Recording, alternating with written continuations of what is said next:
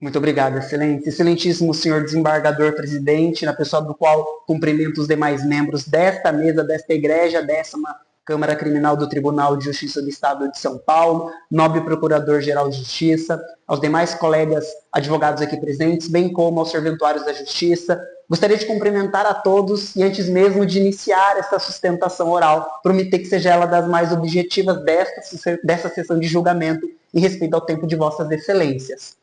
Em resumo, excelências, trata-se de uma apelação criminal que busca a reforma de uma condenação proferida pelo foro de Itapevi, anexo de violência doméstica e familiar contra a mulher, que condenou o ora apelante a duras penas de 17 anos de reclusão em regime inicialmente fechado pelo suposto cometimento do crime de estupro de vulnerável.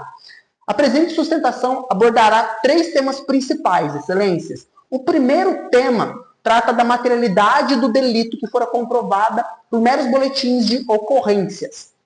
Da prova oral produzida será o segundo tópico. E, por fim, nós abordaremos o crédito probatório atribuído especialmente à palavra da vítima em crimes dessa natureza. No primeiro ponto, excelências, nós temos que, segundo a jurisprudência deste egrégio Tribunal de Justiça do Estado de São Paulo, boletins de ocorrências não são provas hábeis a comprovar a materialidade do delito, sobretudo em acusações graves e que podem gerar penas muito graves, muito altas, como no crime de estupro de vulnerável. Até porque, se assim fosse, desnecessária seria a perícia que, a propósito, realizada no caso em apreço 3 anos após o suposto cometimento do delito, não comprovou a ocorrência de violência sexual. Mas se nós analisarmos a sentença combatida, deparamos-nos com um curioso parágrafo em sua fundamentação, e que toma a liberdade para realizar a leitura de apenas 4 linhas. Diz o meritíssimo juízo sentenciante: pouco importa na espécie o resultado do exame de corpo de delito. Afinal, o crime de estupro, caracterizado pela prática de ato libidinoso não coincidente com conjunção carnal, não deixa necessariamente vestígios. Ora, se pouco importa o resultado do exame de corpo de delito, como pode ele comprovar a materialidade do delito? E se isso de nada valerá no futuro, para que submeter-se a vítima a tamanha exposição? Além disso, se pouco importa o resultado da perícia, do que valem as alegações e provas apresentadas pelo acusado em processos dessa natureza? Com esta fundamentação, sob a égide de se estar atribuindo à palavra da vítima crédito probatório diferenciado, o juiz do ACOI ignora a jurisprudência deste egrégio Tribunal de Justiça do Estado de São Paulo, as provas dos autos e acaba por acarretar em responsabilização criminal automática a pessoa do acusado. Se nós partirmos para o ponto 2 dessa sustentação e analisarmos a prova oral produzida, nós temos ainda uma flagrante insuficiência de provas. As declarações da vítima e os depoimentos de sua genitora são conflituosas entre si e com o que é apresentado em ambas as fases da persecução. Percebam, excelências? A acusação veiculada na denúncia diz que o réu passava as mãos nas nádegas da menor. Ela, quando ouvir em escuta especializada, por sua vez, disse que o réu tocava em suas nádegas quando iria pegá-la ao colo. A acusação diz também que o réu pedia para que a vítima tomasse banhos de portas abertas para satisfazer a sua lasciva. Ela, por sua vez, também em escuta especializada, alegou que o réu pedia que ela tomasse banhos de portas abertas, não para satisfazer a sua lasciva, mas para supervisionar o seu banho.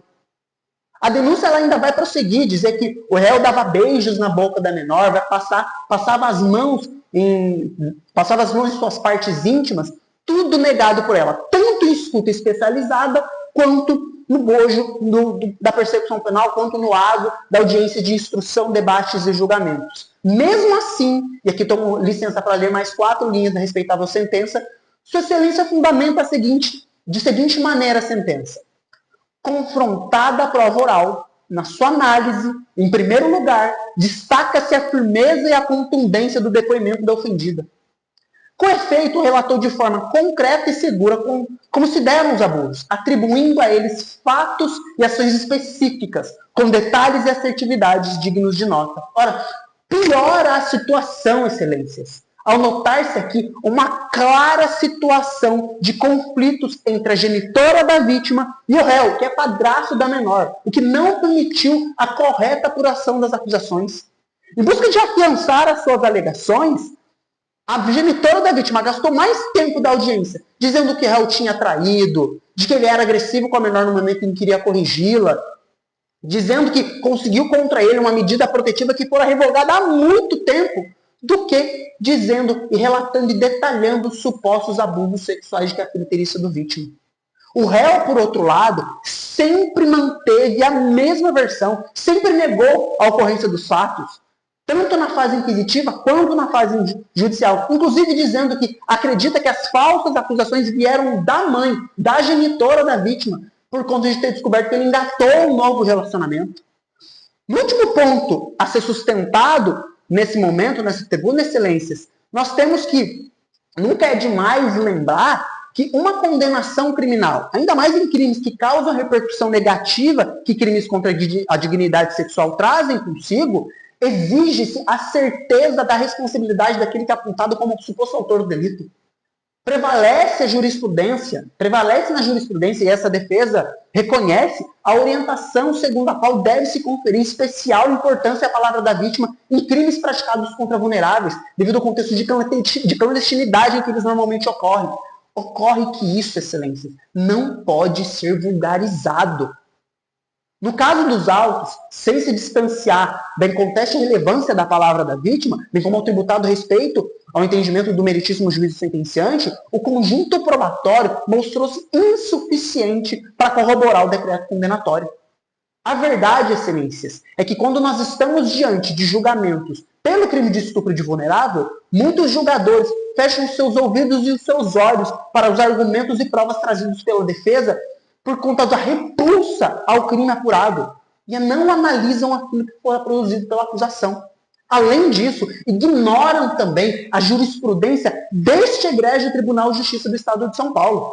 A decisão recorrida ela fundamenta a materialidade do delito em meros boletins de ocorrências, quando a jurisprudência do Tribunal de Justiça do Estado de São Paulo veda. Além disso, piora a situação quando fundamenta a materialidade do delito em um exame de corpo de delito que diz que não há evidências do crime, excelências. E com todo respeito ao juízo prolator da respeitável sentença, que é um magistrado muito educado com o advogado, e aqui evidentemente ataca-se a sentença, ataca-se a decisão, não a pessoa do julgador, utiliza-se da muleta da palavra da vítima para condenar-se sem provas um acusado que não tem qualquer antecedente criminal. Esse douto Tribunal de Justiça já se manifestou em decisões recentes no sentido de que, diante de prova frágil, o melhor caminho para o caso é a absolução, consagrando-se princípios caros ao Estado democrático de direito, como o contraditório e a ampla defesa, o devido processo legal, bem como da presunção de inocência. E é com essas alegações, pautadas em julgamentos desta honrosa 10ª Câmara de Direito Criminal, que espera-se por justiça. Por fim, excelências, nós temos que há um dito popular no sentido de que pior do que a mentira, somente a falsa aparência da verdade. E trazendo-se isso para a nossa realidade, nós temos que pior do que a injustiça, somente a falsa aparência da justiça. E é com esse espírito que, renovando-se os cumprimentos a vossas excelências, aguarda-se um julgamento justo, com o integral provimento da presente apelação, a fim de reformar a decisão do juízo de primeiro grau e absolver o apelante pela absoluta falta de provas. É o que você requer, excelências. Muito obrigado.